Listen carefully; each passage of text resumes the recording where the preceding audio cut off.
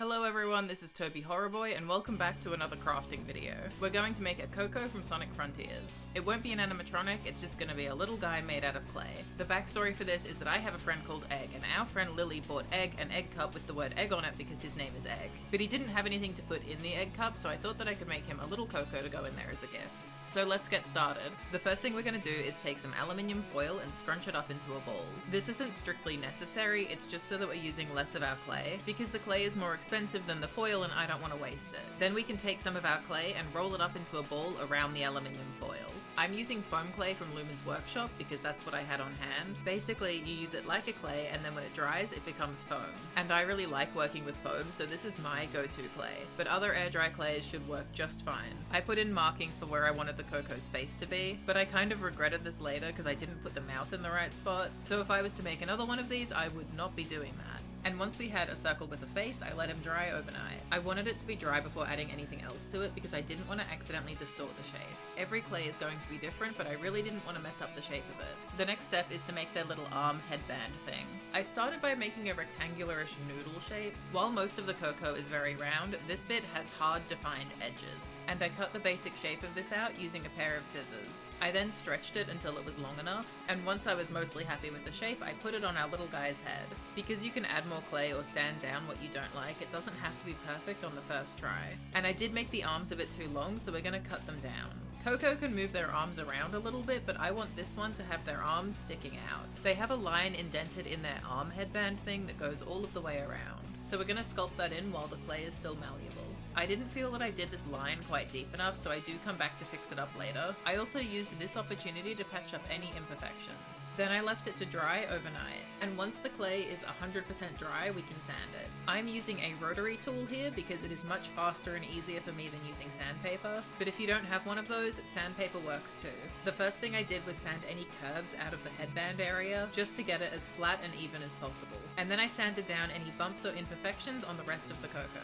I had to patch and sand this a few times before I was happy with the final shape, mostly because I was really struggling to get the arms to be even on both sides. And now we can make the little legs. I think the most important thing to note about the legs is how they come out of the body, and to just try and blend them into the rest of the circle. Once they're dry, they can be sanded down, and look at how cute this is already. This Koco is going to be a perfect fit for this egg cup. I then heat sealed the whole thing with a heat gun. This is because I'm using foam clay. You won't need to do this with regular air dry clay. As you can see, the indent on the arms isn't super noticeable, which isn't great, so we're gonna fix that. I'm going over it using a hot knife to burn away the foam. This has to be done very, very carefully because the knife is extremely hot, and also because we don't want to ruin the Koco. As careful as I was, this did turn out rougher than I wanted it to, but Koco are rock-like, so maybe it's okay. We can just pretend it's part of the rock. The final part of the main body is the little V on top of their head. Inexplicably, this was by far the hardest part of the whole project. I cut down this piece with scissors, and I was really struggling to get that sharp angle in there. I just could not get the proportions down. I let it dry and then added more clay and just kept sanding bits off until it looked right. And I got there eventually. Once I was finally happy with the shape, I sanded it down, and I was maybe a little bit too optimistic that that would stay attached. Then I added the indented line using the hot knife. I reattached it with just a little bit of super glue, and once that was dry, I took a drill to the Koco's head. We'll glue the leaf in there at the very end. And now we're going to seal the body with Mod Podge. Foam and clay are both quite porous, so it's a good idea to seal them before painting. And that'll both help the paint go on nicer and make it stick better. That's the body done for now. Let's look at the leaf. I cut the leaf out of 1mm thick craft foam. And to make it look a little bit more realistic, I added that center line with the craft knife. Then I made sure that the end was small enough to fit into the hole and tidied up the edges with the rotary tool. And then heat formed it into a more leaf-like shape using the heat gun. The most important thing here is to have the whole leaf droop down because of gravity, but also for the edges of the leaf to curl up. Once we're happy with the shape, we can seal it with a few coats of Mod Podge and paint the whole leaf green. I then went in with some light green paint on my tiniest paintbrush, and that was to paint the veins and that center line, which is apparently called a midrib. I definitely learnt that at some point during school, but I did not retain that information. Now that our leaf is painted, we can paint the body of the Koco, and I have to admit, I could not get the paint to be the right color. Thankfully, my awesome housemate Joey is fantastic at mixing paint.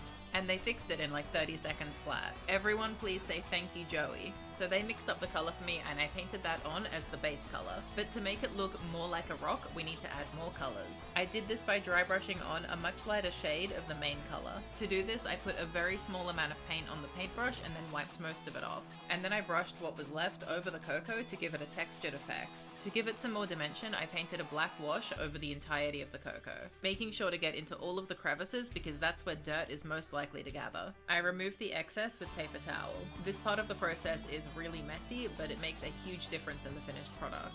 We are almost done, but our Koco is still missing their face. I started by painting on 2 white circles for the eyes. I used a Posca paint marker for this because I just bought black and white ones and I was very excited to use them. But regular acrylic paint will work just fine. And once the paint was dry, I painted the black onto the eyes. Lastly, I painted on their little smile. And of course, if you're making your own Koco, you can do any expression that you'd like. I picked this one because I think it's adorable. And with that, all of our painting is done and it's time to glue the leaf on. I would highly recommend using super glue for this. I had a tiny bit of raw foam visible and I just painted over it. And this is the final step. Once everything's dry, we can seal the paint with Mod Podge. And our Koco is done. Thank you so much for watching. I'll show you the finished little guy in just a moment. And as always, I'm taking suggestions for other characters or things to make. But before anyone says it, a Tails doll animatronic is very high up on my list. Okay, thank you so much for watching. Here they are.